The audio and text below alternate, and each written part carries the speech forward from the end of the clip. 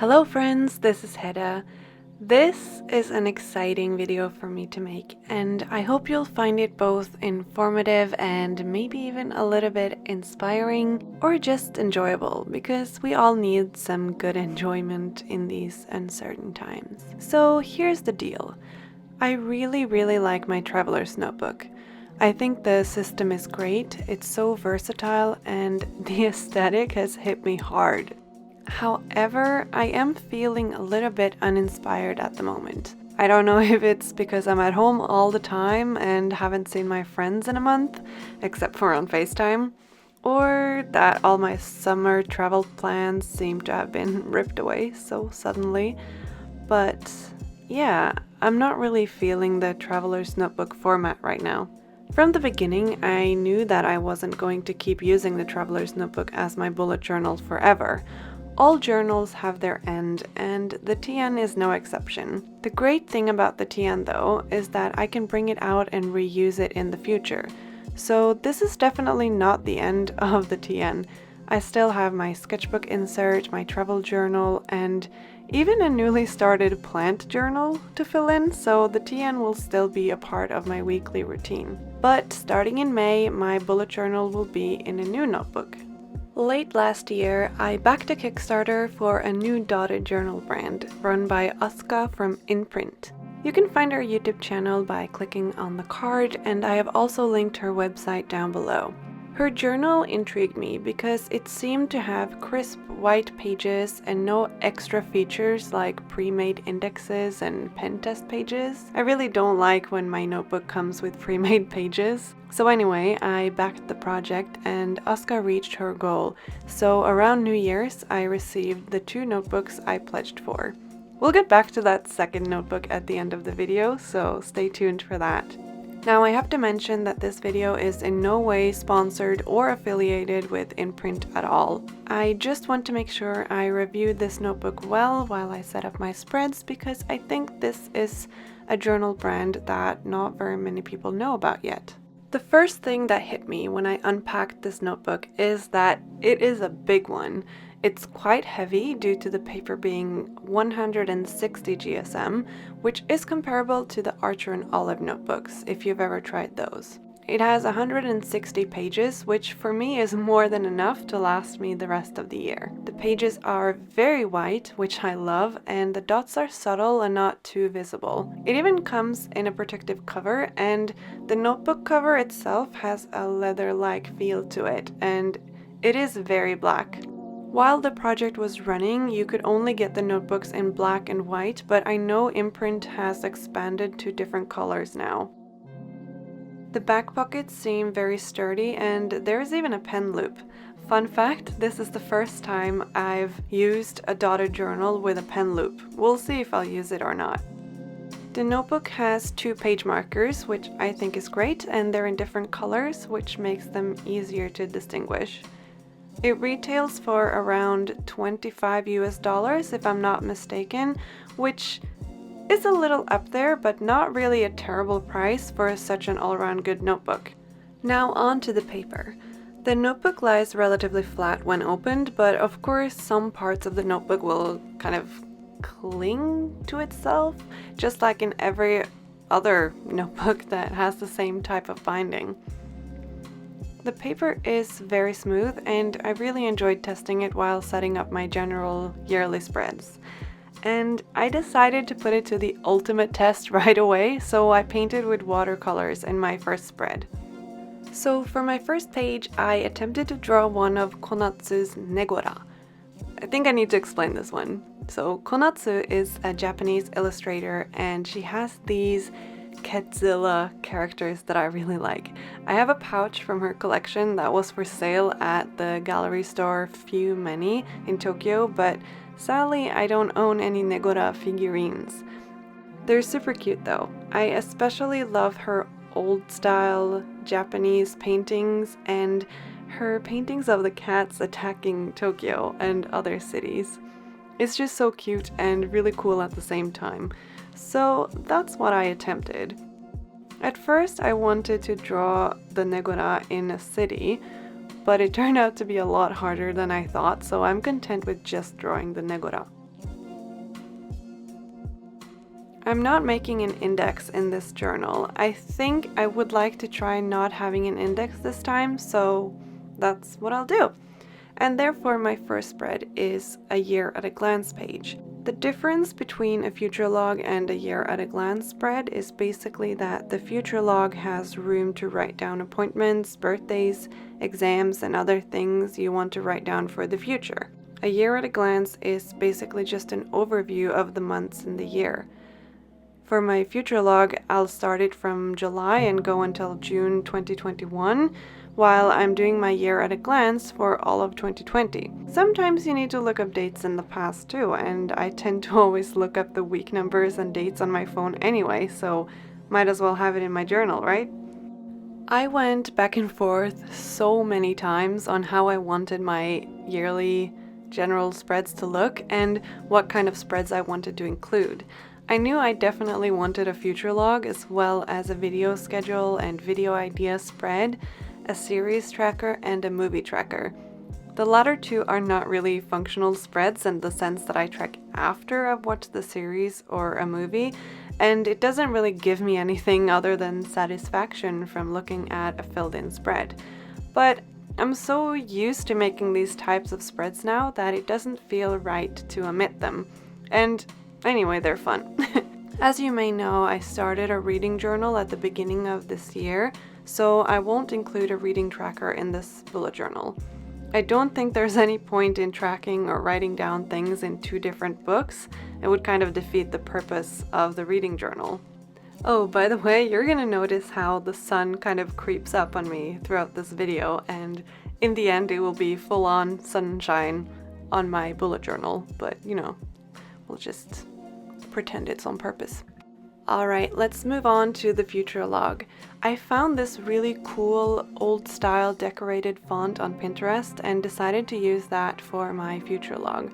Honestly, my future log has pretty much looked exactly the same since the fall of 2018, but this setup really works for me and it's enough variation for me to vary the font at the top whenever I get a new notebook. I'm doing 6 months in each spread, so I made 2 spreads, but I won't make you watch me set up the 2 identical spreads. I was really debating which color to do for decoration, but I ended up with silver accents, and then I did the other future log spread with gold accents because it's 2021, so everything for 2020 will be silver, and for 2021 it'll be gold. And that's kind of how I'll differentiate them. For the big letters, I'm using black Polska paint markers in 2 different sizes. I am so excited to finally have a journal that can handle paint markers without them ghosting like crazy. That's definitely a big plus for this notebook. Now, if you head over to my Instagram, you'll see how I fill in my future logs. But basically, I write birthdays down first, then make a thick line, and then below that I fill in classes and seminars, and then below that again I'll make another black line and then write down other appointments or plans. This system really works for me and I think it separates the information in a good way. So now I'm going to skip ahead 1 spread because I'll make the second future log spread later, and then we're going to move on to my series tracker. This is the spread where I keep track of which shows I'm watching, like which episode I'm on and such. The reason for this is I tend to watch a show for some episodes and then take a break, and it might take a while until I get back to it. Sometimes I binge watch series too, of course, but if a season is really long, for example, I need a couple of breaks to get through it.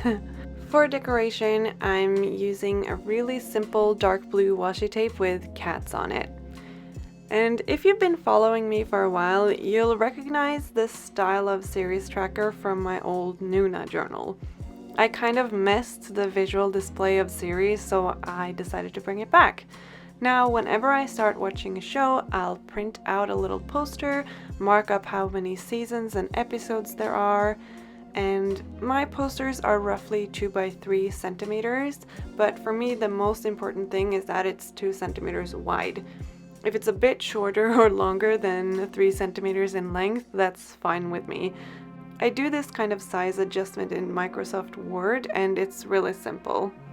Next up is my movie tracker. Most of this spread is a watch log, meaning I will fill it in after I watch the movie.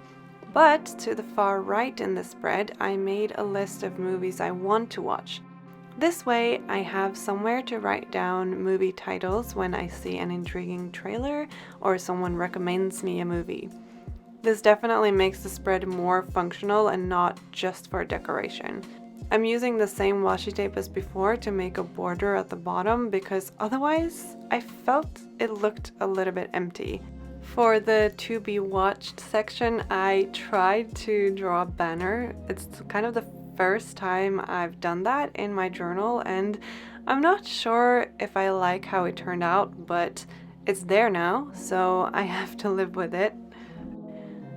My movie and series tracker spreads are kind of similar, so for the next spread I decided to change things up.